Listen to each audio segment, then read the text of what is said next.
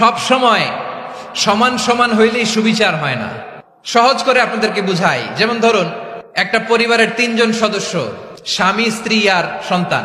তাদের সকালবেলার ব্রেকফাস্টে স্বামীর 3টা রুটি লাগে, স্ত্রীর 2টা লাগে, আর সন্তানের 1টা রুটি লাগে। এখন আমি যদি সমান সমান করে আদল করতে চাই, সবাইকে যদি 3টা করে রুটি দেই, তাহলে স্বামী বেচারার জন্য ঠিক আছে, কি বলেন? কিন্তু স্ত্রীর জন্য 1টা বেশি হয়ে যায়, আর সন্তানের জন্য কয়টা বেশি হয়? আচ্ছা, 2টা করে যদি সবাই রে দেয় সমান সমান নীতিতে, তাহলে স্ত্রীর জন্য, স্ত্রী বেচারির জন্য ঠিক আছে, কিন্তু স্বামীর কয়টা কম পড়ে? আর সন্তানের বেশি হয়ে যায় কয়টা?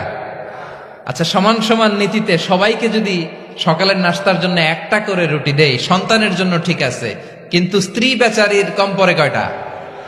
স্বামীর কম পড়ে কয়টা? 2টা।